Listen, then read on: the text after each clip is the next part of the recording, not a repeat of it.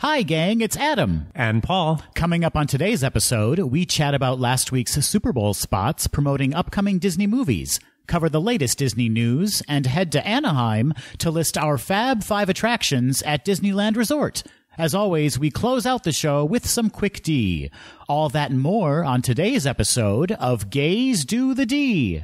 To all who come to this happy place, welcome.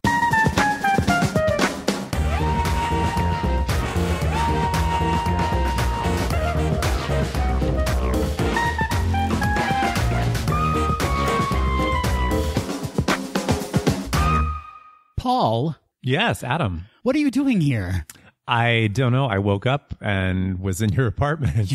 Well, first of all, scandalous. What is your husband Bart going to say about that? That's a good question. Can we rewind and do this over? No. Shoot. We're rolling with this. Okay, so Paul, you're here. Yes. Because you're awesome. Aw. And because you know a lot about Disney. That's true. And because Patrick is currently in Hawaii. What? Isn't that gross? It's like -1 here. And Patrick is in Hawaii. Well, I'm not jealous at all. Right. So what's he doing there? What's the deal? He's there with his in-laws, actually. His husband Dan's family are on an island called Molokai. And they're living it up in Hawaii. And like, if you're following him on Instagram, you saw that he mailed a coconut to someone. Yesterday, he was visiting some of the sites where they filmed Jurassic Park. What? Yeah. Wow. Yeah. Very so cool. he's having the time of his life. That's awesome. And here we are in the frozen tundra. It is very cold. It's so cold. Patrick's coming back to a rude awakening of so much snow and just so much cold. He will be jet lagged. He will be cold. Yeah. It's not going to be pretty. I think he's going to regret taking that trip.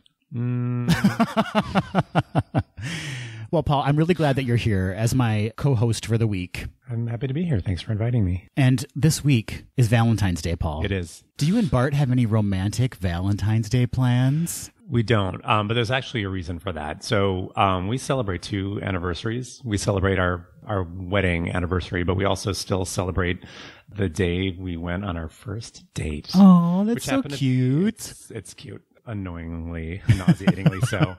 And we still celebrate that, and it happens to be February 1st. So Valentine's Day coming just so quickly on the heels of that always feels a little bit repetitive and a little anticlimactic. So we kind of agreed, we'll get each other a card and call it good.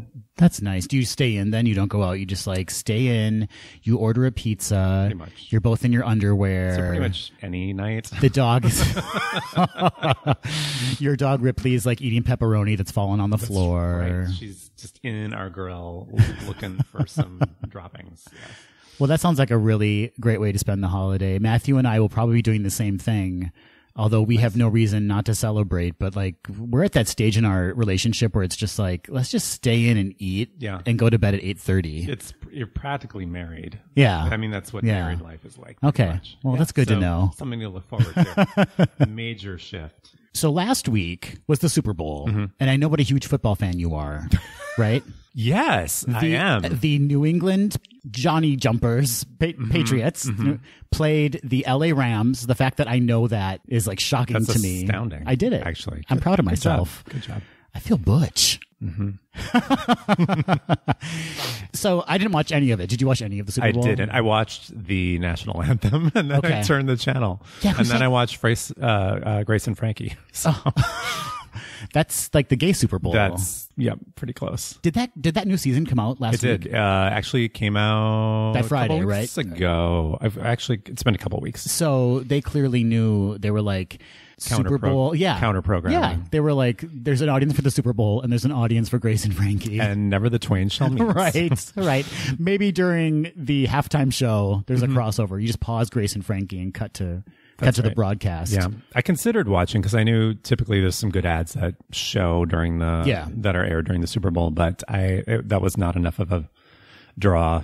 Yeah, Grace and Frankie were calling to me. So. And in this day and age, like you can just watch, either they release the ads the day before or you just watch them the next morning. Yep. And there's not a lot of urgency I can always watch it later. Yeah. Anywho, the Super Bowl. The Super Bowl, yep. And speaking of ads, there were 3 Disney films that were promoted during the Super Bowl. Yeah. First up, we had Avengers Endgame, a very kind of short spot. It's not even a commercial, it's like a spot, I would say. And what did we learn? Things are bleak. Things are not looking so good. Not a lot, but there were some tantalizing glimpses of things that I want to know more about. Chris Hemsworth. Well, yeah. Yeah. Yeah, there was a couple of quick, brief glimpses of things that I'm intrigued by. Did you notice the shot of the Statue of Liberty with all the boats kind of clustered around the base of it? Yeah, it's kind of it seemed off. I was like, what? Wait a minute. So I had to go and Google a picture of the Statue of Liberty to remind myself of what's actually there. There's not a lot going on at the base there. Yeah. So it's kind of choked with all of these boats. Right. So I want to know more, like, what is that all about? It's like Waterworld, Avengers Waterworld. Yeah. I don't know how much we can talk about this without, I don't know. Has anyone not seen Infinity War? I'm going to clear all this up. Spoiler alert. Spoiler alert. If you haven't seen Infinity War. I think there probably are one or two of your listeners who have not yet seen it. So to both of you, I say, go watch it now. What are you waiting for? Yeah. Hit pause. It's very good. Watch it. So yeah, I'm just kind of curious to see how things play out. I feel like I need to go watch it again though, because as I was watching this new spot, I can't remember some of the specifics about how things played out. Right. I don't want to say anymore, but I can't remember specifically what happened. Right. To who. Right. So I need to go back and review that. It's on Netflix, so yeah. Oh yeah. Easy for sure. peasy. Yeah, absolutely. So I'm curious to know what happens to those people. Yeah. And also just what is the world like when half the population is gone? Right. Yeah. I'm intrigued. I want to know more. I mean, it doesn't look like the happiest movie. No. And nor should it. It's definitely got a dark vibe to it, at least the new trailer. Our team of heroes seem like they're beaten down, but it seems like there's going to be some kind of redemption, or they're going to stand up for themselves and take on Thanos, and it's going to be an incredible experience, not only because it is an incredible action movie, right? But because it's the culmination of 10 years of Marvel movies, and this is the last kind of movie, the last story to tell for this group. Yeah. We'll see where it goes after this. The bar is very high. You're right. Infinity War was very entertaining. It was. Everyone seemed to love it, and it kind of left you hanging there. So I'm looking forward to this one. I can't believe it's coming up so quickly. April, right? April 26th. Oh my gosh. Yeah. Can't wait. Right around the corner. I feel like Marvel is trying to throw us off the scent, though, with a little bit with this spot, because I noticed there was a couple of shots of groups of characters. Yeah. And there were these conspicuously large gaps. Oh, sure. So I'm wondering, are there some characters that have been digitally removed or who have not yet been digitally inserted? Oh, that's interesting. Yeah. Well, they basically didn't want to give anything away. That's right. So. Yeah. So kind of a spoiler-free spot, but I noticed that the composition of some of those group shots was a little odd. So it makes me think that those are not the finished product per se. Next up, we saw a spot for Captain Marvel, which is coming out March 8th, 2019. We're just a little under a month now before that's released. What'd you think about that spot? It didn't show us too much that we hadn't already seen. A lot of action. A lot of action. Yeah. Very quick cut. I love any character who has glowing eyes. In Thor Ragnarok. Yeah, yeah. When Chris Hemsworth had the glowing eyes after he got struck by the lightning. I just thought, I love that effect. So there appears to be a lot of that in this. Yep. This is a character that I don't know a lot about. So I'm intrigued to know more. Yeah. We got a little bit of a teaser at the end of Infinity War. Yeah. Again. Yeah. I feel like this is a character that maybe not a lot of people know much about. So I'm excited to find out more. It'll be Marvel's first feature film with a female superhero headlining it, which is great. Yeah. And she's an interesting character. I don't know a lot about her either. We've got Brie Larson playing Captain Marvel, who's incredibly talented. Love her. I really loved in the spot that they established that relationship with her and her co-pilot, was it? Like, they just seem like they're going to be like great playing off of each other. And a lot of action, a lot of 90s kind of nostalgic. Is it 90s or 80s? I think it's 80s, actually. Yeah. There seemed to be a lot of nods to Top Gun. Yeah. Yeah. Oh, yeah. It is very Top Gun. Yeah, and that, exciting. I mean, come on. Yeah. You can't get more 80s than Top Gun. Do you think there will be a homoerotic volleyball scene in this movie, too? Here's hoping. Who would be in that, though? Who would we pick for a volleyball scene in a Marvel movie? Yeah, maybe. Chris Hemsworth. I'm going For back sure. to. I mean, he's my number one. Absolutely. That's of a just given. like any time. I don't. Chris Hemsworth. Chris Evans. How about all the Chris's? All the Chris's. All the Chris's. And then Christopher Walken, because why? When you're having a pack of Chris's together, Walken must be present. That's right. And last but not least, we saw a spot for Toy Story 4, which is being released on June 21st, 2019. So this one, to me, because we had not seen a ton beforehand, was kind of the most telling. But I will say, I don't know if it necessarily told us any of the major plot points other than the carnival aspect. Right. Because the opening with Woody and Bo Peep felt very slapped together to me. They're like, isn't Buzz supposed to be meeting us here? I'm not even sure that line's going to be in the movie, honestly. I feel like they just kind of like needed something to like show where they were and what was going on, or there was confusion or something. That was the sense I got too. I felt like maybe this was something that was created a bit independently of the movie itself, just to kind of tease us. Yeah, but we saw Buzz kind of attached to the back of a carnival attraction by one of those plastic ties. Right. Like he's a prize to be won at one of those at a carnival game. I am not a prize to be won. What is that line from? Beauty and the Beast? I am not. No, it's Titanic, isn't it? It's Aladdin. It's Jasmine. Oh, yes. I am not a prize to be won. I am not some prize. I am not a prize to be won, Aladdin. I could well imagine Kate Winslet saying that in Titanic. That sounds You're right. It's Aladdin. That's good. It's Disney tie-in. That's right. Okay. It's very meta. Anyway, back to Toy Story 4. So, and then the Key and Peele characters, Bunny and Ducky. Oh, is that who the voices were? Yes. Okay. I was trying to place the voices. Yep. Okay. And they're in the spot as well. And man, they've been in 2 of the spots now. I feel like Disney is really just like cramming them down our throats. They are like, you will love these characters.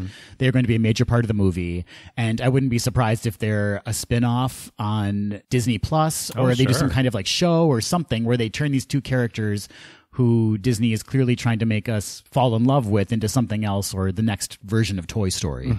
Don't force it, Disney. Just let it happen organically. They have never forced anything down our throats before, so I'm sure it won't be an issue. But it looks super cute, and it's great to see all those characters back again. And just last week, Tom Hanks and Tim Allen both kind of had these farewell posts on Twitter or Instagram, basically recording their last lines from the film and commenting on how emotional it was. So closing this chapter on this version of Toy Story, but I bet we're not done with Toy Story characters. We haven't seen the last of them yet. Yeah. When did the first Toy Story come out again? 1995. It was a Thanksgiving release, November 22nd, 1995. Wow. That's a long over time a decade. to be loaning your voice to a character. So yeah, it's understandable that you would be emotionally connected to that. I bet that was a very bittersweet day. Yeah. So 3 movies to look forward to. We did not see a spot or trailer for Star Wars Episode 9. Darn it. I was really hoping we would see one. We're due for one. We are due for one. I feel that Disney's actually pulling back a bit on the marketing for this, only because of the kind of oversaturation we've been experiencing with Star Wars films. Maybe they're being a little bit hesitant.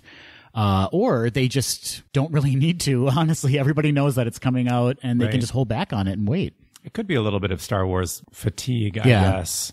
And Solo didn't do very well, so maybe they're trying to approach this one in a slightly different way from what they've done in the past. Yeah, I liked Solo. Did you see Solo? I did. Yeah. I was a little bit surprised that it didn't do better, but I think we could just chalk it up to Star Wars overload. Yeah. There were so many movies coming out in such quick succession, so I can totally see that. It's too bad, though. It's an entertaining movie. Well, I'm sure we're going to be seeing something imminently, right? Yeah. Like it seems like something will come out. At least we'll get a title reveal. Something will happen, because we're kind of getting slowly leaked pictures from the sets and things like that. Do you think that they will try to coordinate something with the opening of Galaxy's Edge, perhaps? I think that we're going to see major characters from the Star Wars universe, not just cast members playing the characters, but I think we're going to see major actors who are in the Star Wars universe show up at both of the Galaxy's Edges when they open. It's going to be bonkers. Bananas. Yeah, I think they're going to do cross promotion. I mean, the movie comes out in December, right? And that is when the Hollywood Studios Galaxy's Edge is rumored to be opening late fall. So I think we could really see like the premiere being held at Disney World, at the theater at Disney Springs, and then there's just promotional events all week long at Galaxy's Edge. Gosh, amazing. Before we head on into the news, Paul, I have to give a few shout outs, because there has been phenomenal interaction with some of our listeners and Instagram followers this week. Our Instagram is GDTD Podcast, and we just have the best listeners and followers, I gotta say, and they really enjoy taking part in the conversation. And that's something that Patrick and I really feel strongly about, is creating a conversation via this podcast. And so we love when people reach out to us and start conversations and ask questions and just pose theories. It's really great. So a few people who actually reached out to us this past week were, and these are their Instagram handles, @mrocco_, and she was desperate to find a way to get to Magical Pride in Disneyland Paris. Have you heard about Magical Pride, Paul? Yeah. Mm-hmm. Really exciting. Simi Bear, I want to say, or Simi Bear. He posted a shout out to us on one of his stories, so thank you so much. Disney_food_dad complimented our trip report from our trip down to Walt Disney World for the Epcot International Festival of the Arts. And he's also a Slytherin, and I'm a Slytherin, so I have to acknowledge him. iMarcophone is one of our listeners and just a great support to the show. And Kelvin in Wonderland, our good friend Kelvin in Canada. And last but not least, BJW Brooks, who reaches out to us and is just a great listener and friend of the show. So thank you all for your comments and questions. We really appreciate it. And if any of you listening want to reach out to us, you can reach us by email at info@gaysdothed.com, or you can find us on social media at GDTD Podcast. And now, Paul, should we talk about some news? Yes, please. First up, Paul, I have a Disney World attraction refurb report. You're excited, I can tell. Please tell. So, the Casey Jr. Splash and Soak Station, which I know you're a huge fan of. Yeah, in the Magic Kingdom. It's in the Storybook Circus area near Fantasyland. Never heard of it. Paul, every time we go down together, you are immediately splashing around with the other 5-year-olds and living it up. Fine. So how long do I have to wait before I can go there again? It'll be closing February 11th through March 24th, 2019 for a much-needed refurb. If any of you have seen it recently, it's looking worse for the wear, so this will be a big improvement. And second, Beauty and the Beast live on stage at Disney's Hollywood Studios will be closing February 24th through March 9th, 2019. That one definitely needs a refurb. It does. A little bit of a refresh. Yeah, it's been on stage, since like 1991? I think so. Which is a long time. Yeah. I'm sure there have been minor refreshes during that time, but I'll be curious to see what they actually do with it. It looks like it's only, 2 weeks that it's down. Okay. So I wonder if they've been working on a new show and the 2 weeks is to kind of rehearse it in the space and just kind of load it in and... Right? I mean, I feel like they would be doing a lot of that and behind the scenes. That didn't even occur to me that all of this could be like in pre-production backstage and then they're going to bring it out. Right. All right, Paul. I mean, who knows? We'll see. But I feel like the show definitely needs it. And I remember seeing it many years ago and thinking it was really well done. And then we went a few years ago and it seemed like it had just been pared down to the point that it was a shell of its former self. So I'll be curious to see what they add to it. Is it going to be based on the live action film? Right. The animated film? Right. We don't know. Yeah. All right. Well, we'll see. For a limited time this summer, Disney California Adventure will feature a vibrant Paul celebration inspired by Disney's The Lion King. Tell me more. I will. The event will coincide with the film's live-action remake opening on July 19th, 2019, and will feature a traveling troupe of storytellers that will celebrate the movie in story, song, and dance. And it sounds like audience participation may be required. Oh, dear. Your husband, Bart, is going to be all over this. I feel like everything we go to that's a live show at Disney, he's like, are they going to pull me up on stage?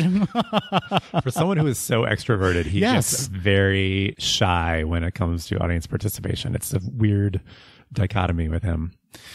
So I'm curious how this one is different from the, what is it called? Festival of the Lion King? Oh, at Animal Kingdom? Yeah. So how will this one be different? To me, this sounds like they're going to be coming out and kind of performing outside like a traveling troupe and kind of like almost similar to what they did with Coco last year. We didn't get to experience it, but remember how they had like the mariachi singers and they were telling the story of Coco with that beautiful puppet?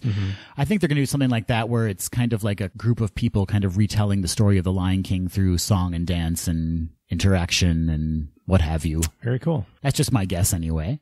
There will also be music, craft activities, and more honoring the spirit of Africa. More details on this special event will be released soon. As we reported earlier, D23, the official Disney fan club, is celebrating 10 fantastic years this year. Paul liked that. To mark the occasion, D23 is hosting an elegant evening, reception for Gold members and Gold family members at the Walt Disney Studios on the official anniversary date, Sunday, March 10th, 2019. Have you joined yet? D23? I haven't. I held back. They raised the prices this year, which I guess still maybe worth. Patrick and I have talked about this. You probably heard on one of the episodes that if we lived in Orlando or in the Florida area or the California area, it would probably be way more worth it. But I don't know. I don't know if it's worth it. You're not a member, right? I'm not. For the same reason that you just mentioned. Yeah. The Faniversary celebration will be held at the famed Legends Plaza at Walt Disney Studios, and guests will have the rare opportunity to meet some of their favorite Disney luminaries and honored guests who have been part of D23's 10 magical years. For those that attend, here's what they're going to be able to enjoy. Food and beverage selections that Walt would have enjoyed himself, including his world-famous chili. Okay. So there's that. Okay. They'll be able to enjoy moments with some famous Disney characters. They'll be able to snap a photo at one of the celebration's fun photo spots celebrating the best of D23. Guests will be able to soak in the sounds of the evening's entertainment, and they'll be able to share some of their favorite D23 memories with fellow Disney fans. That sounds like fun. In addition, here's what you and I would be into, Paul. The Walt Disney Archives will display some fan favorite items and treasures from inside the Disney vaults, selected just for the event. Guests will have the opportunity to see curated window exhibits celebrating the 50th anniversary of the Haunted Mansion at Disneyland, and the 90th birthday celebration of Mickey Mouse. Did you know the Haunted Mansion is celebrating its 50th anniversary this year? I did. Oh. It's one of my favorites. Look at you. I thought I was going to drop a history bomb on you, but you know everything. I wouldn't go that far, but that particular fact I did know. Guests will also receive a D23 gift created exclusively for the anniversary, and all guests will take home a commemorative D23 10-year Faniversary celebration event credential. What is an event credential? It's like a piece of paper that says I was there? I guess so. Like a certificate of some kind? Yeah. A framed plaque? Do you frame plaques? I don't know. Yeah, why not? Well, no, a plaque is its own thing. That's right. You would frame a certificate, but a plaque is anyway. Now for the ticket prices. Get ready for this. Yeah, so it's not enough just to be a fan or a gold member of D23. I mean, our good looks and our enthusiasm won't get us in. They mean nothing to this celebration because tickets are $150 per person plus a $7 processing fee. How do you feel about that, Paul? For an evening? Yeah. For an evening of entertainment. All of that? Yeah. That's, you know what? I don't think that's actually that bad. A once in a lifetime event, right? Correct. I was expecting it to be a bit more than that. So not too bad. Tickets went on sale Thursday, February 7th, 2019 at 10 a.m. Pacific time, and they're probably already sold out, let's face it. But I thought I'd report on it anyway. And there are a limited number available if they're still available.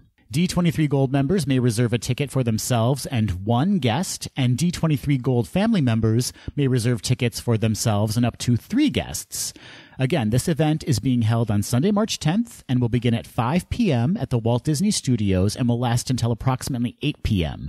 Security will open at the Walt Disney Studios at 4 p.m., and check-in will begin approximately 30 minutes prior to the start of the event. For more information and to purchase tickets, if they're still available, visit d23.com. Paul, your next visit to Walt Disney World may come with a virtual personal assistant. What? Tell me more. It appears that Disney's Yacht and Beach Club resorts are testing smart speakers like Amazon Alexa and Google Home in select rooms. The speakers provide information available in My Disney Experience like line wait times, bus arrival times, and park hours. The speakers also play Disney music and offer information about weather conditions. Guests can, however, opt out of this test if they so wish. So, just to kind of recap where we're at, technologically speaking, at Disney World, you can now use your phone to unlock your resort room door via Bluetooth. We obviously have the Magic Bands. Right. Automated PhotoPass cameras are starting to be installed in select character greetings. The question becomes, is our experience in Disney World becoming too reliant on technology? Is the cast interaction, the human interaction just not a thing anymore? And is that to its detriment, I guess?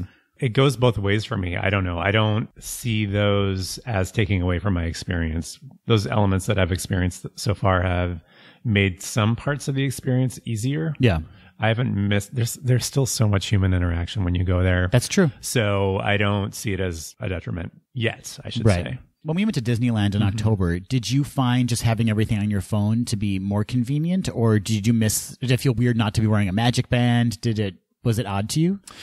Not really. I mean, at first it was a little disconcerting, wondering, well, wait, how do we get in and how are they tracking? I was a little confused because we were so used to the magic bands. But then once we started going into the parks and adjusted to the new system, it was kind of a non-issue for me. Yeah. How about you?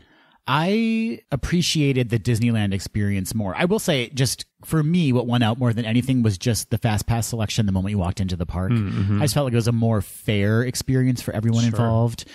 And I didn't feel that anxiety for whatever reason. I felt just more comfortable being able to select Fast Passes as we went along our day.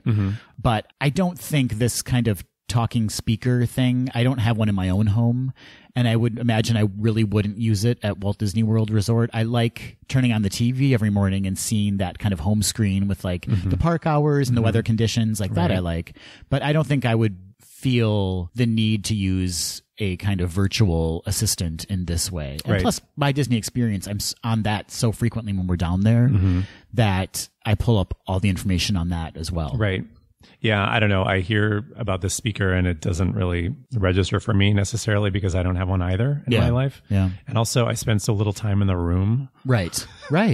I just think this is not something that I would use. But if this is something that appeals to other folks, great. Alexa, tell me about all the experiences I'm missing while I'm sitting here in my room talking to you. There you go. So does the speaker, speaking of which, does the speaker have a name? Is it Siri? Is it Alexa? Or is it something else? It's probably its own Disney thing. Right. So what do we think the name is going to be? Something weird like, has there been a movie where, Aurora would be a good one actually, because that would be something that wouldn't sound like anything else, because I think they need a word that like kind of has its own sound to it so that your speaker can recognize it. That's right. So we don't have a situation like we had when I got here today. Yeah.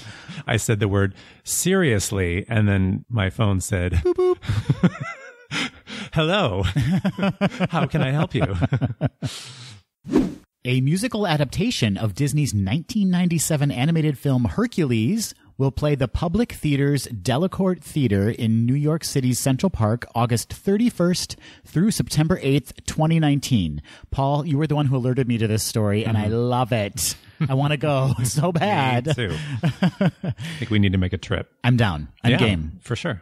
The musical will include Alan Menken and David Zippel's songs from the 1997 animated film, including the Oscar-nominated Go the Distance, as well as new material and an adapted book by Pulitzer Prize finalist Christopher Diaz. Lear de Bessonnet, I want to say. Is that her name? Lear? First of all, could you have a more theatrical first name than Lear?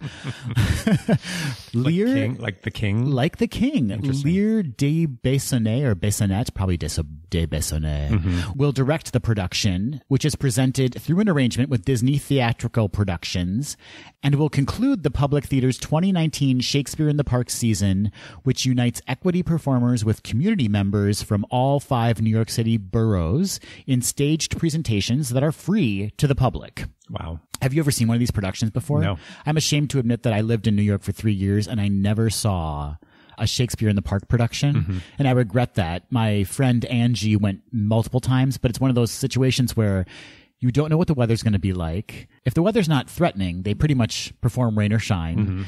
And you have to get into a queue that could be forever long, and you may not get tickets. Right. So it's a crapshoot. Casting for this stage production of Hercules will be announced at a later date. Okay. Can we audition to play the Muses? Please, please.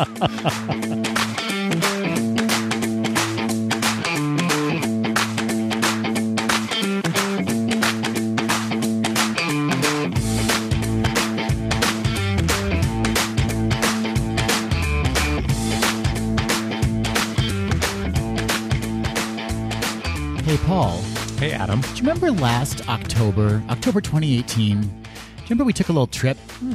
Yeah, we took a little trip west. We decided to take a little trip to Disneyland. That's right. Yeah. Remember? Vaguely. It was 5 magical days? Was it 5 days we were there? I think so. Five. We did Saturday to Friday kind of thing? Yeah. And we lived it up. We went to both parks multiple times. We enjoyed some fantastic meals. We stayed at the Disneyland Hotel. Mm-hmm. And for many of us on the trip, it was me, my boyfriend Matthew, you, your husband Bart, and our friend Rick. Mm-hmm. It was our first time visiting Disneyland Resort. That's right. And since I knew you were coming on the show today, I thought, what could we possibly talk about for our feature segment? And then I thought, you know what? We were just in Disneyland in October. We need to do a Fab Five segment. It needs to be our Fab Five Disneyland Resort attractions. Okay. And for those of you listening who don't know, the Fab Five list is based on Disney's Fab Five, which are Mickey, Minnie, Donald, Pluto, and Goofy. And what Paul and I are going to do is we're going to each take turns listing our top 5 attractions at Disneyland Resort. And we have not talked about these beforehand, Paul. Correct. You were texting me furiously last night, trying to figure out the parameters. What are the rules? What are the rules? And I said, here are the rules, Paul. Mm-hmm. It has to be an existing attraction. Mm-hmm. It can be closed for refurbishment, but it needs to be something that's still open. Right. Something we experienced either on a previous trip, because you've been before. You went once, right? Yeah, but many years ago, and don't really remember it. So for all intents and purposes, this is really like my first trip.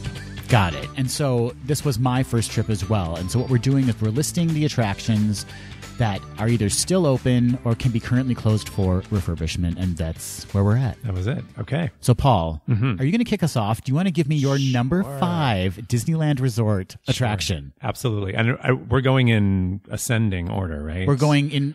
So, like, number 5 is your trash choice. My trash choice. Okay. And number 1 is the glorious. This was really hard. It was so, by the way, hard. Mainly, okay, yes. Let's talk about that for a moment, because a lot of these attractions I had never experienced before, and everything was so shiny and new, and so I was struggling with that. And then it's like, do you go for nostalgia or do you go for new? Or right. Exactly. It was the same issue for you, right? It totally was. There were some attractions that I feel like under normal circumstances would have been on this list, but because of the time of year that we were there. Oh, interesting. There were certain things that were happening. There were certain overlays that were happening. Oh, that's a good point. Changed the attraction from what it would normally be. So things may or may not have landed on my list because of that. And also just the fact that you have to choose 5, right? Because there's so many that you truly love. That's right. And to cut out... It was a Sophie's Choice kind of moment. So Sophie's Choice. Yeah. I mean, not to be overly dramatic, but it was hard. This is a gay podcast. You be as dramatic or as melodramatic as you want to be. All right. So, Paul, give me your Fab Five Disneyland Resort attraction, your number 5 choice. Yes. My number 5 was Soarin' Around the World. Oh, interesting. Mm-hmm. Now, why this one? Because, as everyone knows, it exists in Walt Disney World as well. That's right. Yep. So I didn't limit it to attractions that are unique to Disneyland. I consider that, but I just ultimately, at the end of the day, I just reflected back on the entire experience. Yeah. And what were the things that just were the most memorable, that stood out as the most enjoyable. So I didn't really try to limit myself too much beyond that. So yeah, Soarin' Around the World is a favorite of mine. I love Soarin' Around the World. I loved it in California. I really enjoyed the queue more so in California too, if we can talk about that. It just seemed more themed or more kind of retro, or I don't know. It was just more appealing to me as opposed to kind of like the neon of Walt Disney World.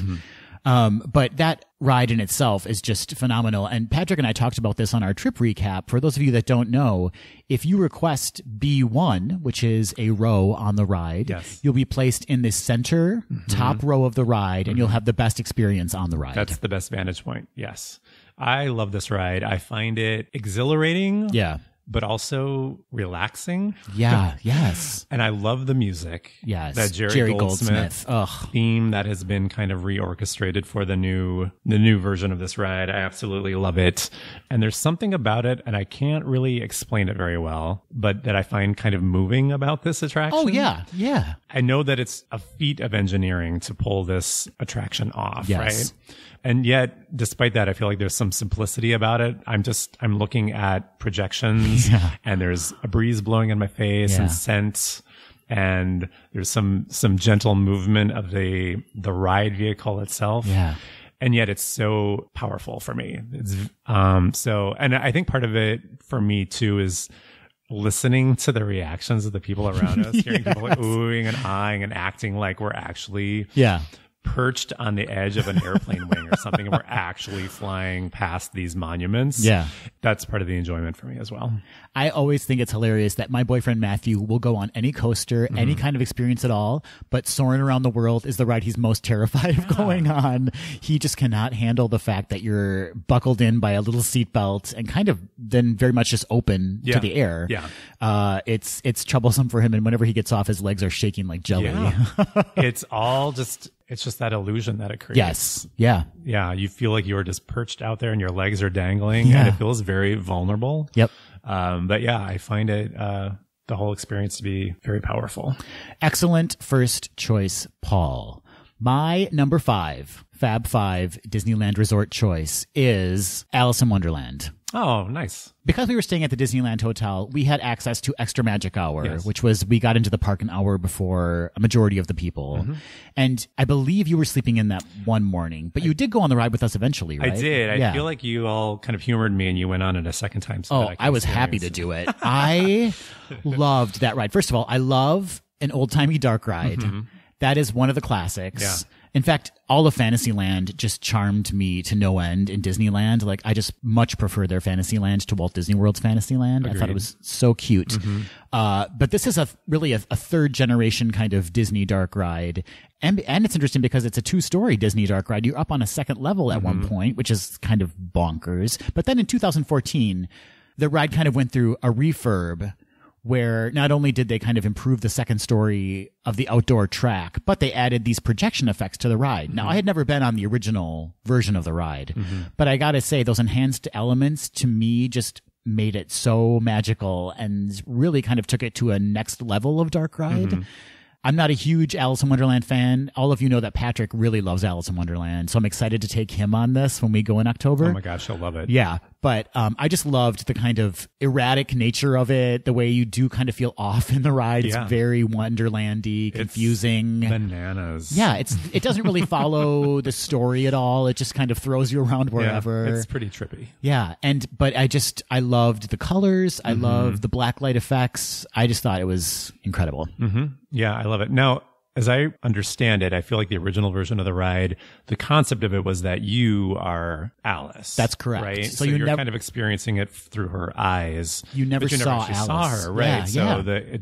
With some of those new additions to it, I feel like we see Alice. You see her now, right? Yeah. I would imagine that there were many guests who were confused and saying, well, it's the Alice in Wonderland ride. Where is Alice, right? So feeling that sense of, okay, let's add her. And there's just something about getting into that caterpillar, which is the ride vehicle, right? Like, I feel like I've seen that my entire life, that outside of that ride, and be able to actually get into that caterpillar and take that journey was just so exciting to me.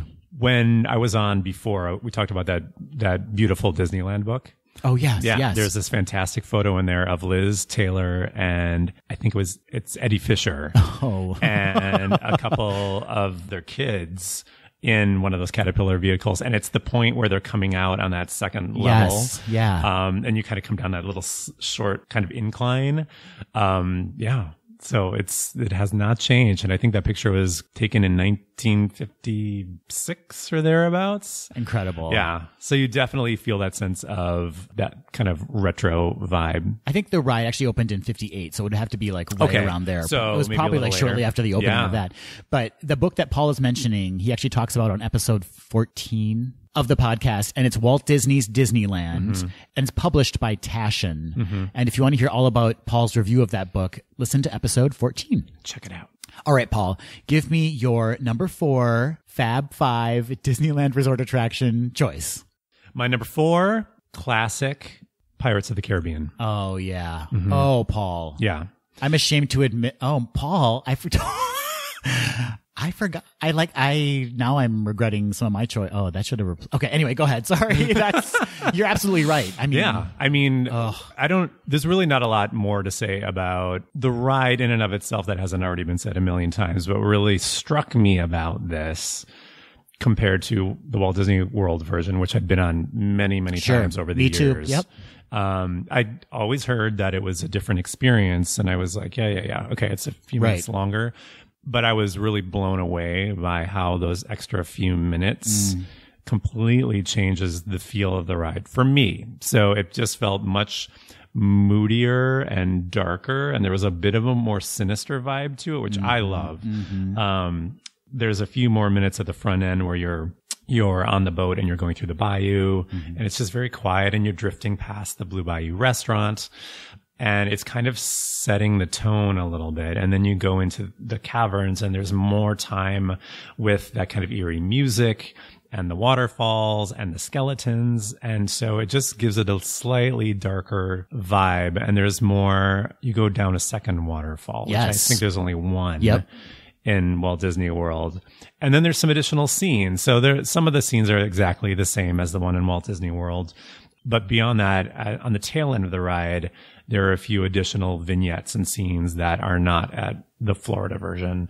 So I was just really shocked at how different it felt compared to the Florida version of it. And so very memorable, and that's why it's in my top 5. That's an excellent choice. For me, I totally agree with you. For me, it is more of a complete story.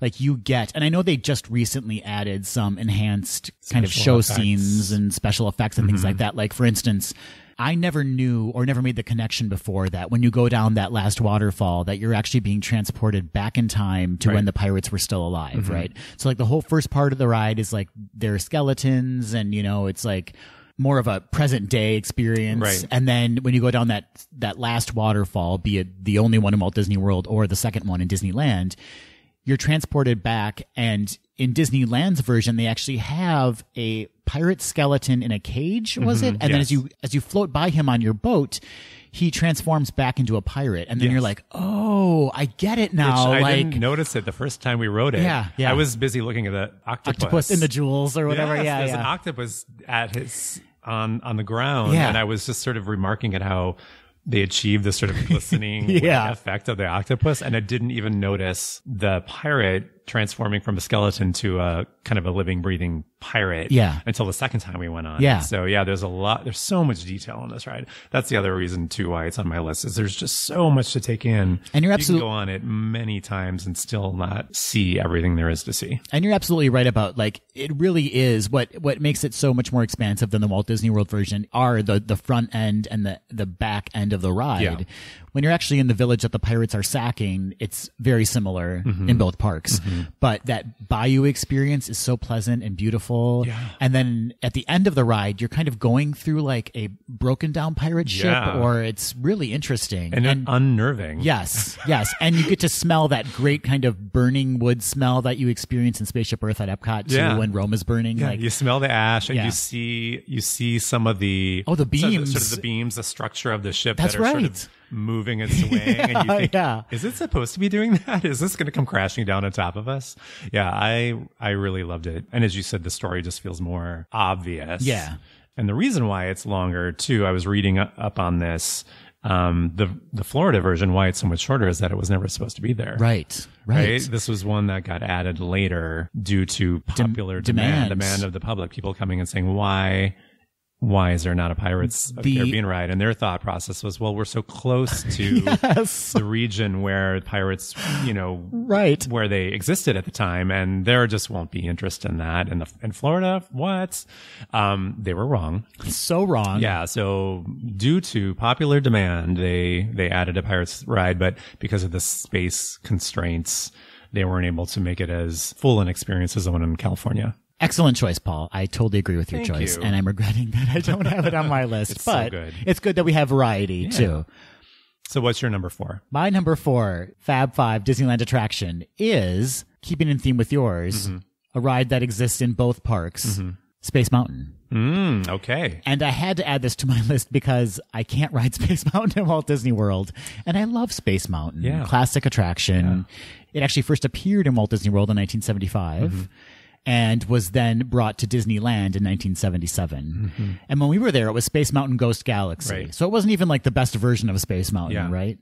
But I can't ride the one in Walt Disney World because it hurts my back, and I just feel old and like, so old. It's a rougher saying that. experience. The ride vehicle is not. It's great. what, 3 people to a car, and it's like a single line kind of sled Yeah. style. But at ride vehicle. Disneyland, it's 2 people in a row, and I believe it's 3 or 4 rows. 3 rows, I think. Something like it's not super big, but it's much smoother ride track as well. I love it. And what's great about it is it has Fast Pass. It has single rider, which a lot of the rides at Disneyland do, single rider option. And it will also be available for that extra magic hour or early entry option for you. So I had to add it. I know it's something that everybody knows and loves, but for me to be able to go on it again was exactly what I wanted, and I just loved it. So your inclusion of this one on your list is more to do with the fact that you could actually go, you could go on the ride versus it wasn't the Ghost Galaxy element that made it for you. I mean, Ghost Galaxy was a fun little overlay. I really would like to just see classic Space Mountain again, and it kind of bums me out that we're going back in October when I know Ghost Galaxy will again be the overlay. But I would love to see just classic Space Mountain in Disneyland, or even the Star Wars overlay, which would be phenomenal too. But yeah, I just had to put it back on there because I missed going on it, and I went on it, I think 3 or 4 times when we were there. Yeah, we went on it several times. The Ghost Galaxy overlay was actually the reason why it didn't go on my list. Yeah. I love classic Space Mountain, and I think had been able to experience that, I think hands down would have been in my top 5. But the Ghost Galaxy overlay, I'm not really a fan of. I agree. I really wanted to hear the Michael Giacchino music that accompanies it. It's synchronized with all the dips and turns of the ride. So the fact that was missing, I kind of dropped off my list. I get it. I get it. All right, moving on. Paul, we're already to your number 3 Fab Five choice for Disneyland Resort attraction. What's your number 3 choice? Okay. My number 3 choice is Indiana Jones and the Temple of the Forbidden Eye. Paul Dexter. Did you all know that Paul's middle name is Dexter? Paul Dexter. What an excellent choice. Yes. So Raiders of the Lost Ark is one of those movies that changed my life growing up. It was definitely a major touchstone for me. Yeah. So this ride had me at hello. Yep. And this is a triumph of theming. From the moment you enter that queue area, suddenly you are just transported away from Adventureland in Disneyland. And it is so dense that the vegetation is so lush. And you see these ancient statues and ruins. Right, exactly. And so you really are transported into that series of films. Yeah. So I love it. Just the theming. I loved all the detail in the queue area. By the way, if you've never been on this ride before, if you see a sign that says "Do not touch," ignore it. Yeah, I just thought that was really, really a lot of fun. Yeah. And then the ride itself, of course, is amazing and immersive. And there's so much going on. This is another one that I feel like you could go on multiple times. Oh my gosh. And still not take in all the details. There's so much happening around you at any given moment. You're kind of thrown around a lot, and I love thrill rides, so that's right up my alley. And there's fire and special effects, snakes. And you hear the John Williams music playing, and just the whole thing just is so perfect for me. As many of you probably know, it is the same ride system as Dinosaur at Animal Kingdom, and I believe the tracks are even identical. I believe so, yes. If you're familiar with Dinosaur, it's that same kind of herky-jerky, throwing you around in a truck kind of ride, but this ride is so elaborate, and I gotta say, the big showroom that you kind of enter it 2 or 3 times during the ride, really. Yep. Is so grand. Like when you first see it, you can't quite believe that they pulled off this phenomenal scene. And then there's so much going on. The Forbidden Eye shooting lasers at you, and there's fireballs shooting up around you, and the bridge is all rickety, and there's a giant snake, and it's just a lot going on, and it's all incredibly fun. I'm envisioning it as you're describing it right now, and I want to go back. Yeah. There's a brief moment where your ride vehicle does sort of pause for a second, so you can kind of catch your breath, and you can look around and take in this big chamber that you're in. And at that precise moment, you hear, the choir from Raiders of the Lost Ark. That's right. And you know something's about to go down. Something's going to happen. That's right. And we went on it a few times. Didn't we go on it about three or four times? Yeah. And I think the first few times we went on it, there was an effect that was not working. There was a portion of the ride where we entered kind of a quieter moment and nothing was happening. It was just a dark room and nothing was happening. And yet the sound effects and the music was leading me to think, we should be seeing something right now, but it's just not operational. Yeah. And then finally on the last time we went on it, it was working and it was like, oh, that's what was supposed to be happening all these times. Am I allowed to say it? I mean, spoiler alert. Why not? It's like a ghost face in like a light and smoke, and it was terrifying. Yeah. I'm glad we finally got to see it though. And in fact, that ride has so many great elements and things that you'll recognize from the movies. And of course, we have to mention the giant granite boulder in the ride. I mean, it makes an appearance at a very inopportune time. And I was unprepared and terrified at how we got away from it. Like it was shocking. It's brilliantly done in terms of how your attention and as far as where you're looking is being drawn to a certain That's a great point. Yeah. And then how the bottom almost like literally drops out from under you. So you're kind of paying attention to this one thing. So you're completely caught off guard by the next thing that happens. Yes. Yeah. It's really well done. The only downside I would say to this ride is that it breaks down a lot. In fact, one day when we were there, we had a fast pass for it and it broke down before we could use our fast pass. We were given an additional fast pass. And as we were going to use our first or second fast pass, it broke down again. And so we were given an additional fast pass. We ended up with like having like a balance because there were 5 of us there, like 13 additional fast passes for the day. Fast passes for everyone.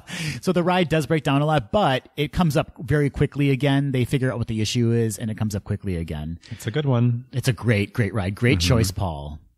So what's your number 3? My number 3 is also a great choice because it's also Indiana Jones Adventure. Yes. Crossover. Very crossover. Nice. I totally fell in love with this ride. I'm so glad we got to experience it as many times as we did. It originally opened in 1995 and it holds up. I mean, 1995 was a long time ago now. I was surprised to learn it was that old. Yeah. And that ride is just phenomenal. I love it. I can't wait to go on it again. Yep. It's a good one. All right, Paul. So now we're on to number 2. Give me your number 2 choice for your Fab Five Disneyland attractions. Number 2 for me is the Incredicoaster. Oh, yes, Paul. Yes, the Incredicoaster. Yes. Go. Just so, tell me all about it. Yeah. So this is another one that kind of had me at hello just because I love the Incredibles. And this one, it's a combination of the thrill ride aspect, which I'm all about. It's a really smooth ride. Considering how wild it is, it's pretty smooth. Like, right? You're getting kind of thrown around, and yet I don't feel like I'm about to break into a million pieces when I get off of it. I think there's an expectation when you see, anytime you see like a wooden looking roller coaster, you're thinking like, oh, my back, my neck, like this is going to hurt. Right. Because you assume that it's either old, herky-jerky, or that it's just rickety, right? That's or right. that like wood planks are going to like make you feel it. But obviously it's relatively new. That's right. And I think the main infrastructure of it is metal, steel. Yeah, right. Sure. So they did this sort of overlay of the wood to make it look like a roller coaster you'd see on an old pier kind of amusement park, right? Which was kind of the original theme. So then they've done this Incredibles overlay. And what I really loved about it was the ride itself, of course, which is awesome. And I think this is the 6th longest roller coaster in the U.S.? Something like that. Oh, I don't know. That's great. So in the top 10 somewhere. So it's a long ride, which I also really appreciate. Yeah, it's over 2 minutes for sure. Yeah. And I love the fact that you get that Michael Giacchino music. There he is again. So good. Right getting in your pumped ears. in. Yeah. Which it's music that he wrote specifically for the attraction, so it's all very synchronized.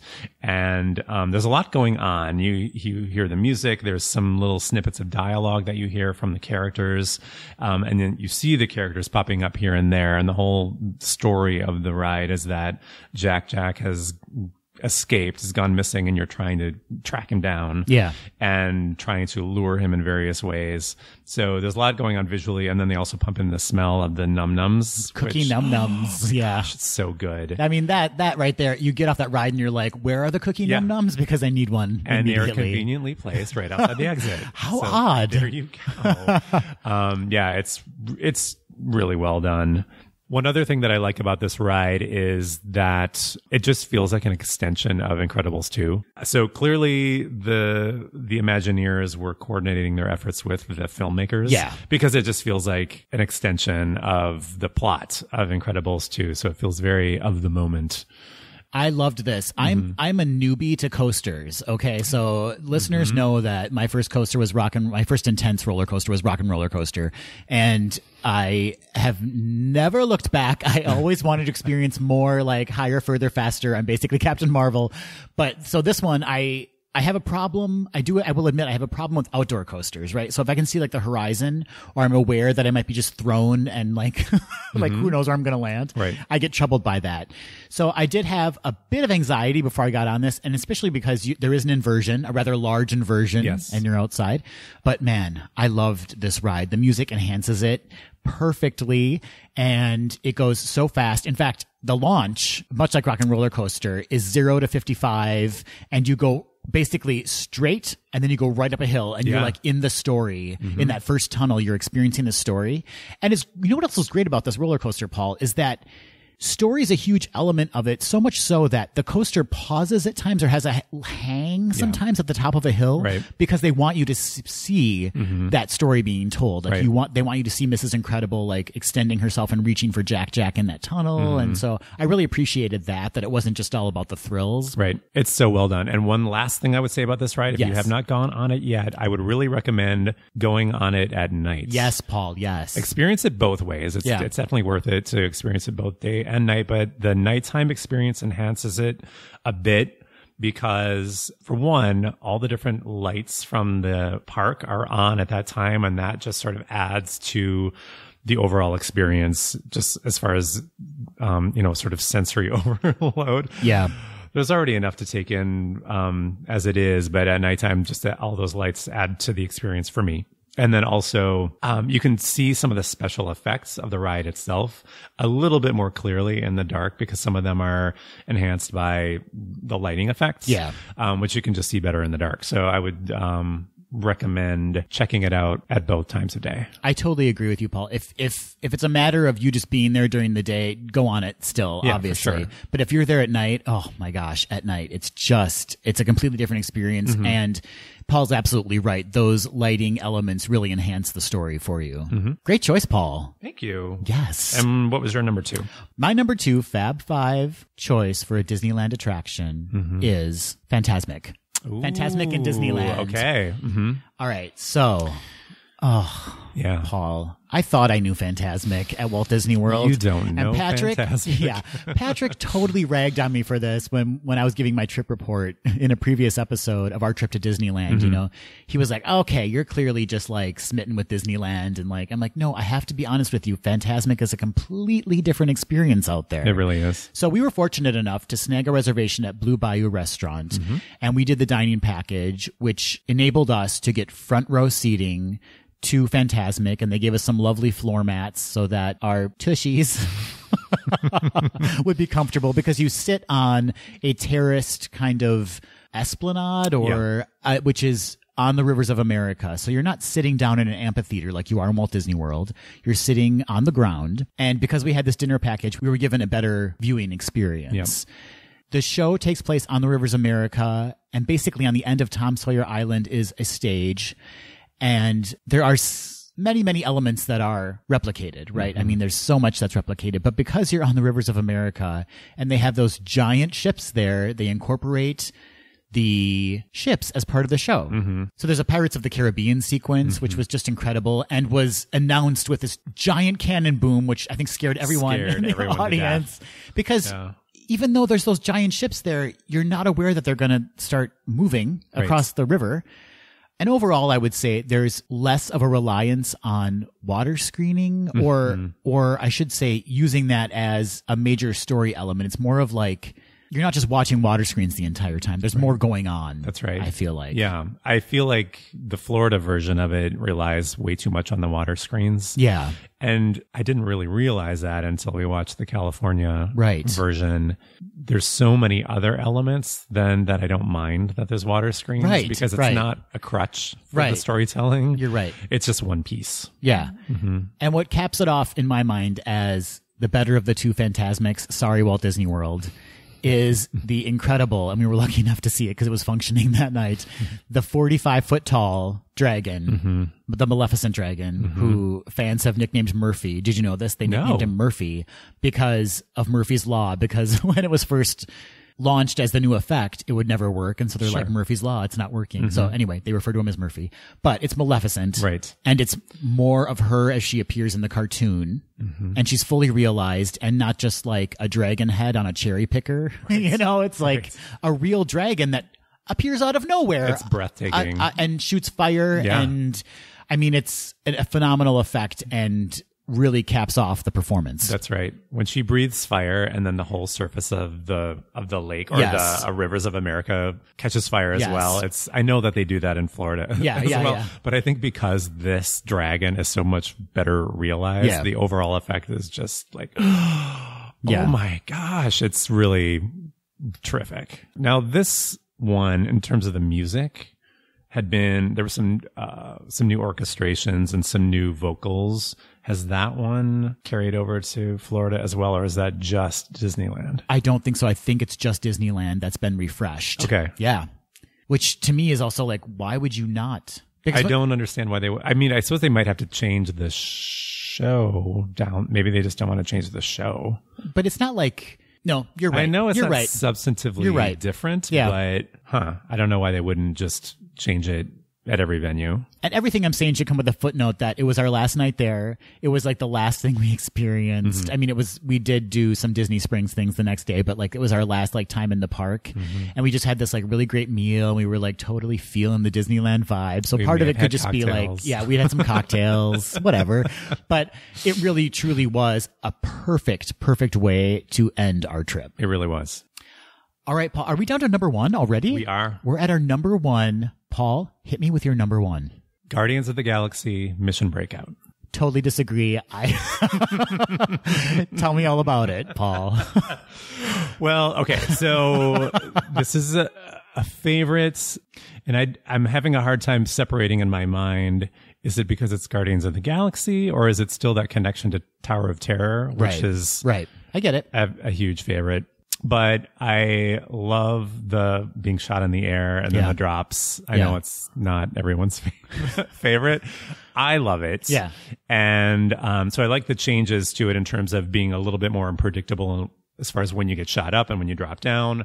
Whereas in Tower of Terror, the Twilight Zone version of the ride, you had I think a better sense of anticipation as far as, okay, I think we're about to drop. Yes, now, you're right. Whereas this one, it's just suddenly, boom, you were just vaulted up into the sky and dropping and going back up again. Relentlessly. Yeah. I mean, it's bonkers, but I love it because like I said, I love thrill rides. So this is right up my alley. I think the theming is fantastic inside. I think that they did generally a really good job of repurposing the Tower of Terror structure. I think the outside of it is pretty hideous, actually. Yeah. I think it's quite ugly. And maybe that's intentional. I don't know if they did that thinking that would fit into the Guardians of the Galaxy universe. It looks a little more Thor Ragnarok to me. It does. It really does. Than Guardians of the Galaxy. Yeah. But inside, I feel like the theming is, they did a pretty ingenious job of transforming that over to this completely different universe. I love the rocket little animatronic. That is phenomenal. Yeah. And then can we talk about those screens, those Let's LED talk about screens? those. Let's talk about What resolution are those? Are those like 8K They or are. something? They are. Adam's going to vomit any moment resolution. Holy because cow. They were so intense, and I would focus on them. And then obviously there's all these drops and like rises and things like that. That I think that's what my issue was that the screens, like, they were so intense and bright, and like everything was so detailed. It was almost 3-dimensional. And then suddenly it's like later skater and you're being dropped down. I think it was too much for my brain, Adam's poor little brain to handle. Yeah. So this was not a favorite for you. I appreciated it. In fact, I enjoyed Monsters After Dark, which I want to talk to you about also, which is the Halloween overlay, which they switch over to in the evenings. I enjoyed that more. I think my main problem was that it was just an inopportune time for me to ride it. It was like we had not eaten maybe or something like that. And I got off that. There are very few times when I've been on a ride praying to baby Jesus that it would be over. And that was one where I was like, when is this going to end? Like, it just kept dropping us and like throwing us up in the air. And you know what else too, Paul? It was even when you're stationary, and I'm using air quotes here, watching the screen. Yeah, because you're hovering. It was still really bouncing. So like there was no respite at all for me. Anyway, but yeah, those screens are intense. I want one. You want one in your condo? It's like, just imagine your 4K TV times 1,000. Yeah, it was. Yeah, the resolution is insane on those things. It looked almost like you were looking at a 3-dimensional image, and they were very vivid. Yes. Very bright. Yeah. I want one. But I love this ride. It's just everything about it really is right up my alley. So if they were going to take away Tower of Terror, I could get behind this. And I love the Guardians of the Galaxy movies too. So this was a favorite of mine. When I think of the trip, this one was right up there as far as memorable experiences for me. And what did you think of Monsters After Dark, the Halloween overlay? I enjoyed it. Yeah.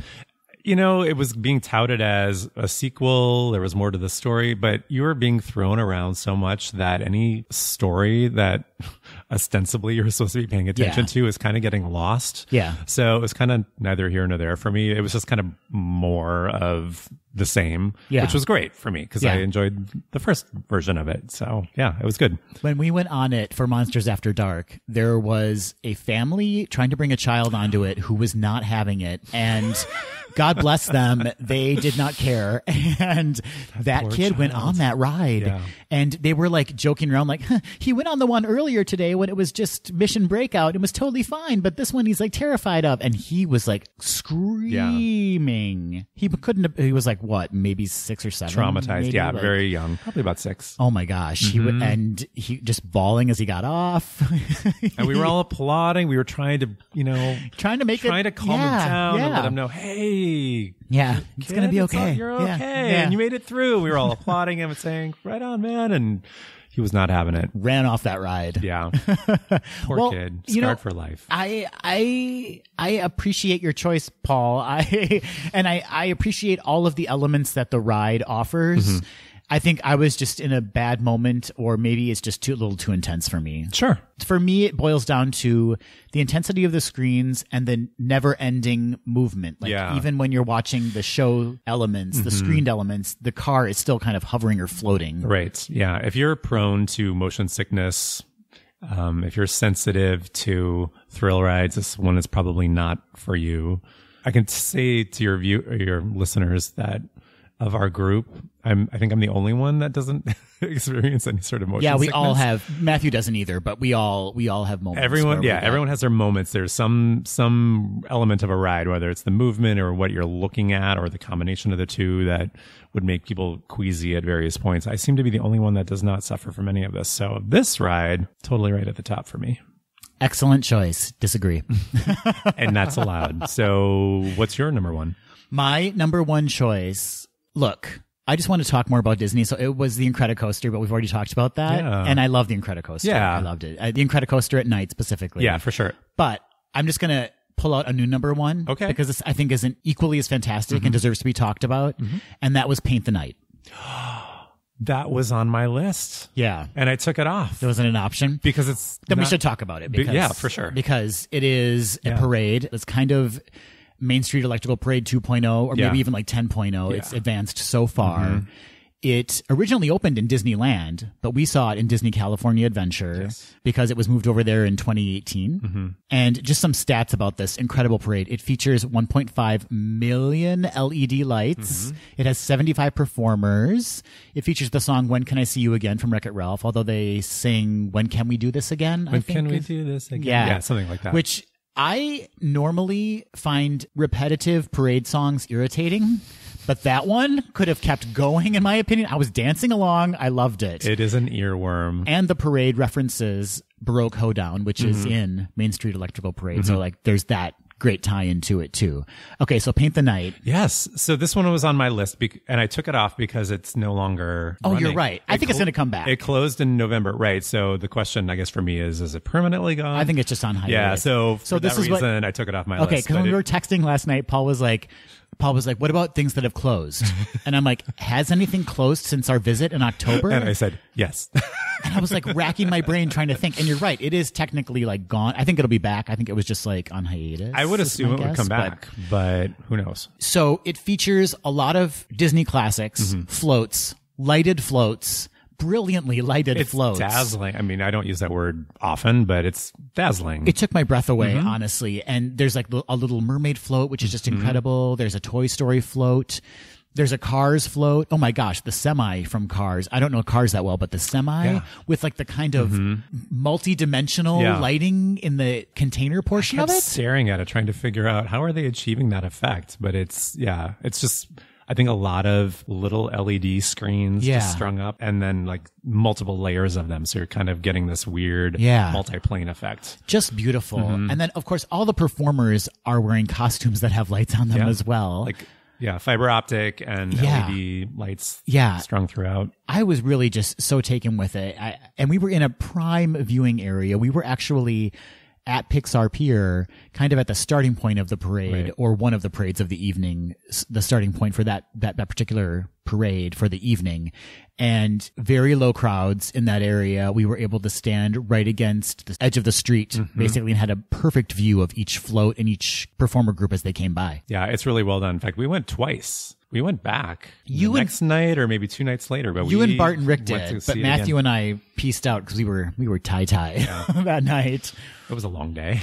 But it was just a beautiful experience. So I highly recommend, if it's an option for you, if it's available to you as an experience in the parks, you should check it out. Absolutely. So are there any notable honorable mentions that you want to bring up, or ones that, other than, of course, you'd mentioned Paint the Night, that were on your list? Anything else that kind of almost made your list or almost made the cut?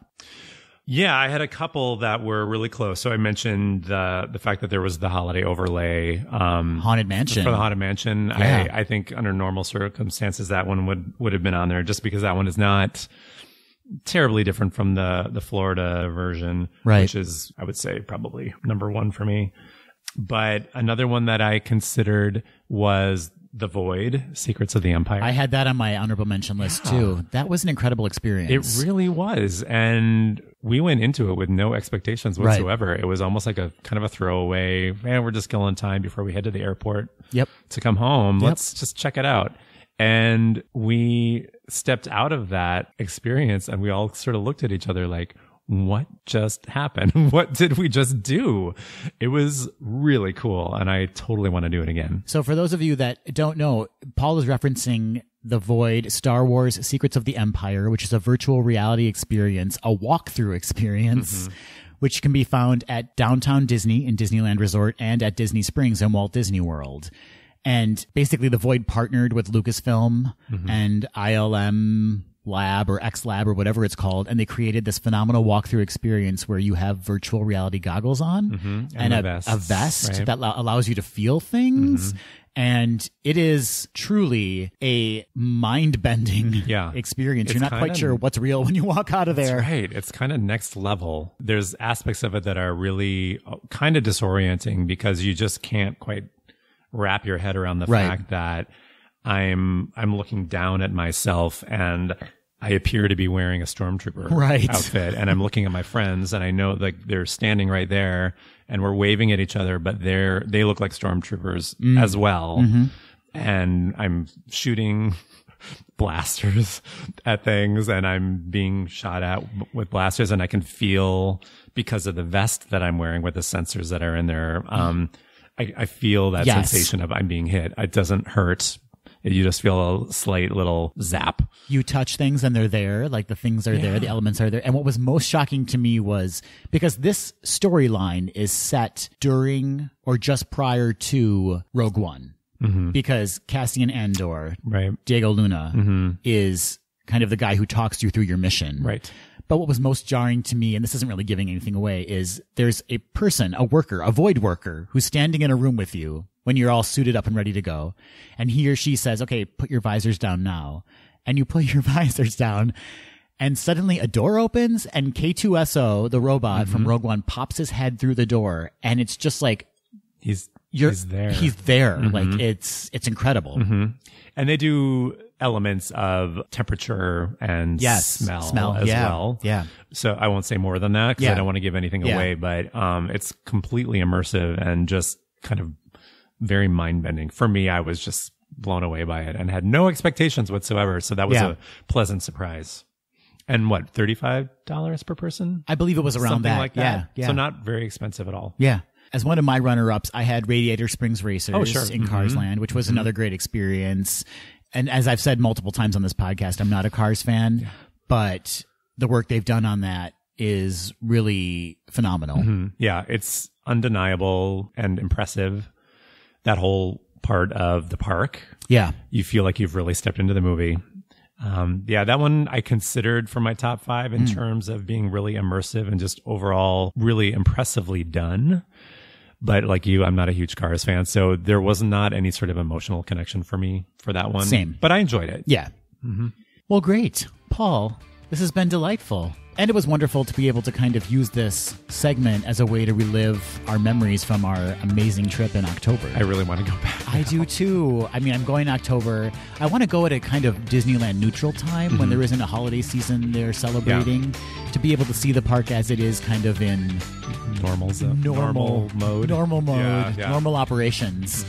Yeah, but I really appreciate you taking the time to list your Fab Five for us. We still have another segment to go, so stick around, Paul. Okay, I will.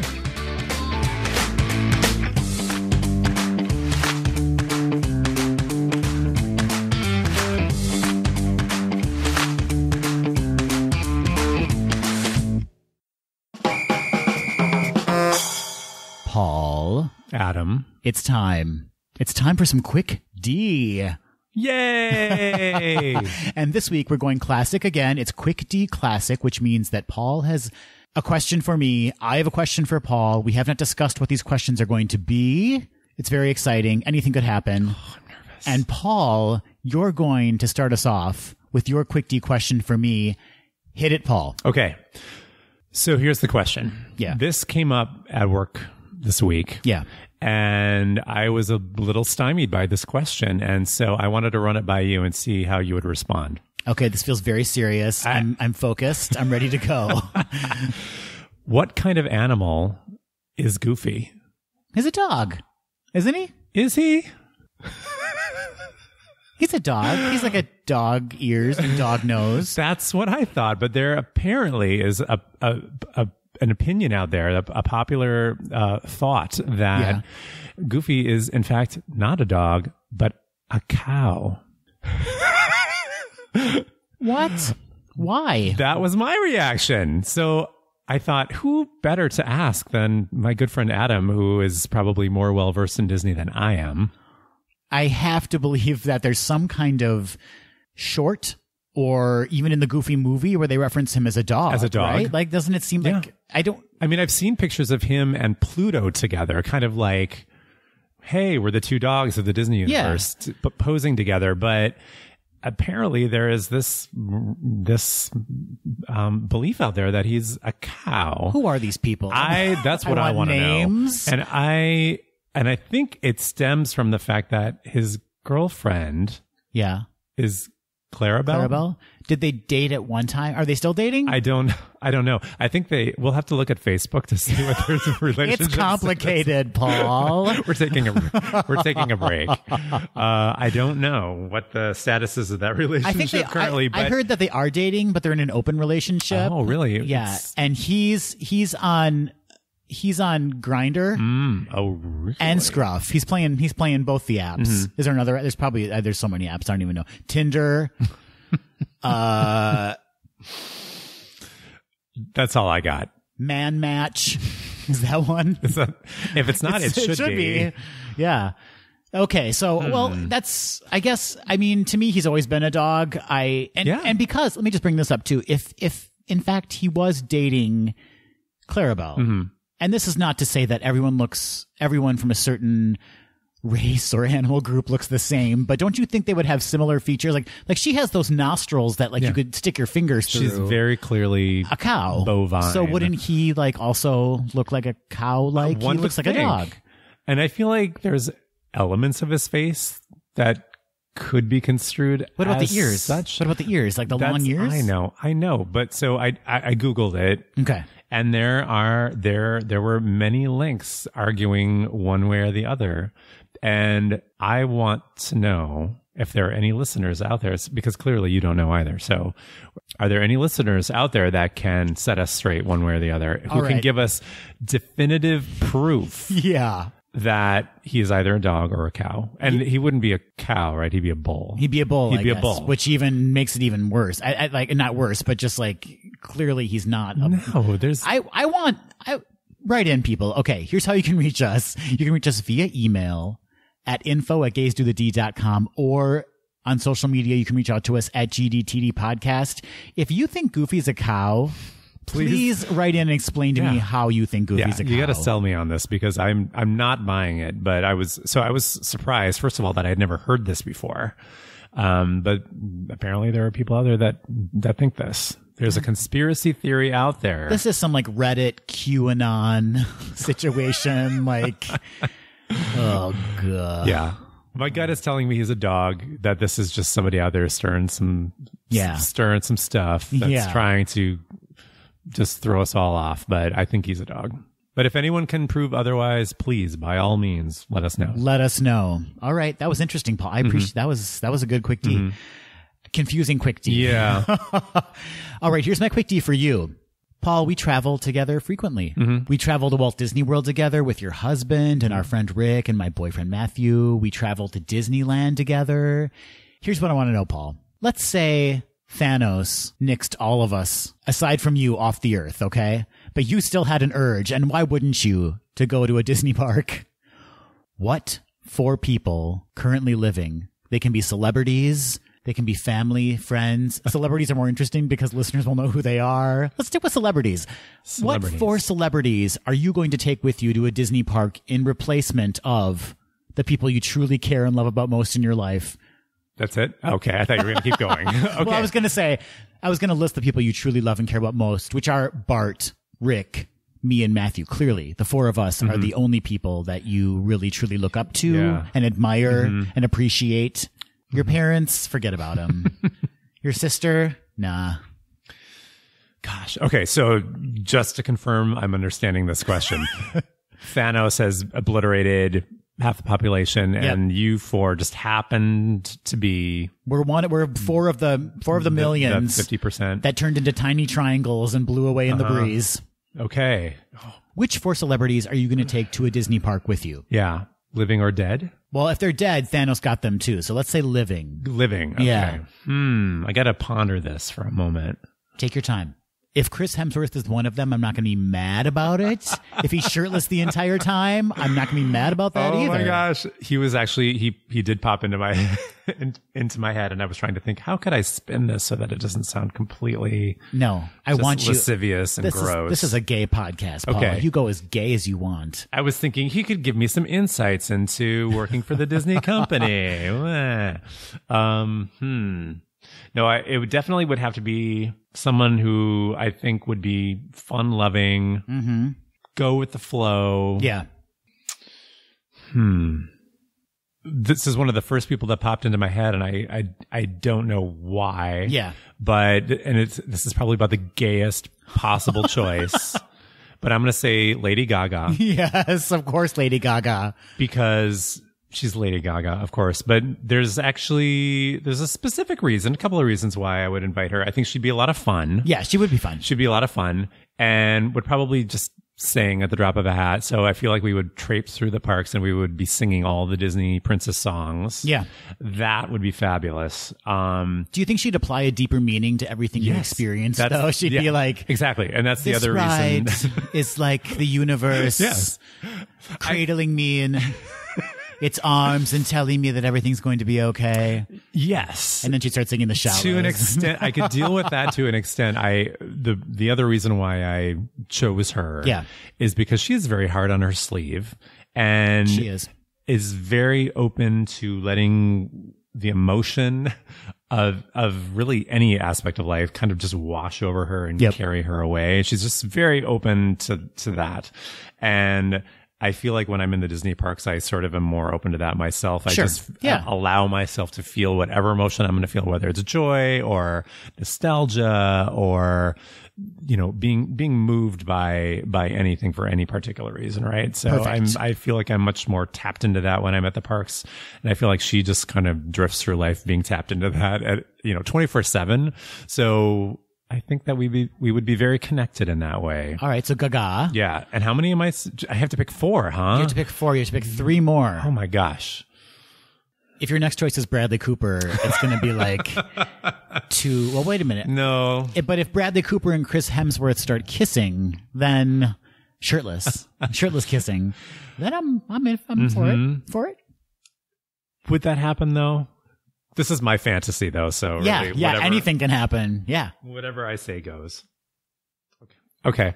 So another one that I would bring along with me would be another platinum blonde vocalist. Yeah. Pink. Oh, she'd be great. Oh, She would she'd be be fabulous. fantastic. So she is kind of no nonsense. Yeah. Just, Yeah. and not afraid to just kind of get down and dirty. And Yeah. I feel like she'd be very, go with the flow and would just be fun loving and just maybe a good foil to the more sort of ethereal qualities of Lady Gaga. I don't know if Pink drinks, but if Pink drinks, drinking around the World Showcase would be like the most fun you could possibly have. I feel like people watching with Pink would be a good time. And then if you were like watching Festival of the Lion King at Animal Kingdom, she would run down and do some of that aerial work that the aerialists do because she's like, I got She'd this. get on the I silks. got it. Oh, she has to drink. Don't you think? I mean, it rhymes with pink. I know she smokes. Oh, does she really? Or she used to smoke, Okay, at all least. right. She just seems like a good time party Yeah, person to for me. sure. Or at least she did. Maybe she was in the past, and now she's like got a kid, and she's a little bit more like healthy, Yeah. like living a healthy lifestyle. She might be a little more health conscious But now. she's on vacation. She's having fun. Why And not? this is your fantasy. Yeah. Lady Gaga, Pink. Pink. Who's next? 2 more. All right. I feel like I have to bring some men into the picture here. Please. I would say the problem is I don't like any male celebrities. It doesn't need to be someone you like. It just needs to be someone that you're hot for, like who's doing it for you, who's going to be an appropriate Disney companion, pantsless. Oh man. Well, gosh. I will go with, I'm going to go with Chris Hemsworth. Okay, Since he yes. is one of the first people that popped into my head. Thank you. We have to have some eye candy. He is the first person that pops into my head every morning when I wake up.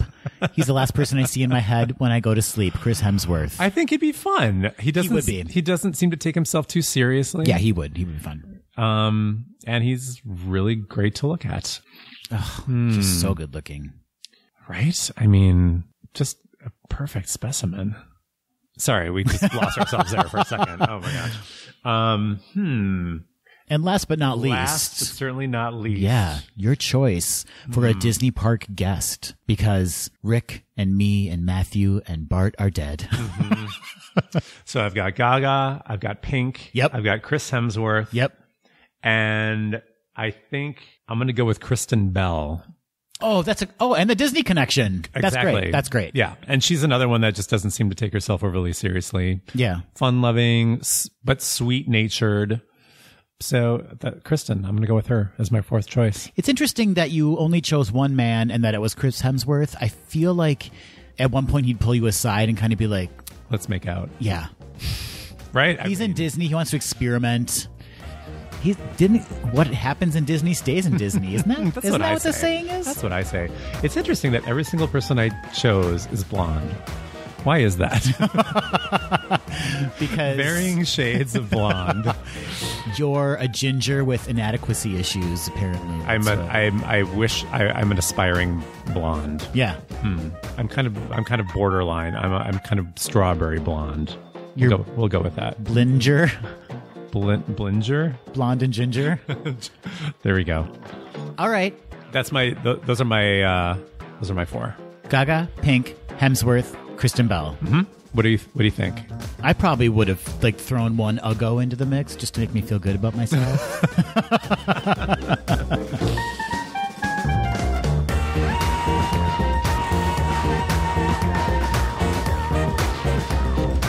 That will do it for this episode of Gays Do the D. Thanks for listening. Ratings and reviews are greatly appreciated and help people find us on Apple Podcasts, Google Play, Spotify, and Stitcher. Continue the conversation after the episode on Facebook, Instagram, and Twitter at GDTD Podcast, and on our website at gaysdothed.com. Submit your questions or show ideas to info@gaysdothed.com. Have a great week, everybody. See you real soon.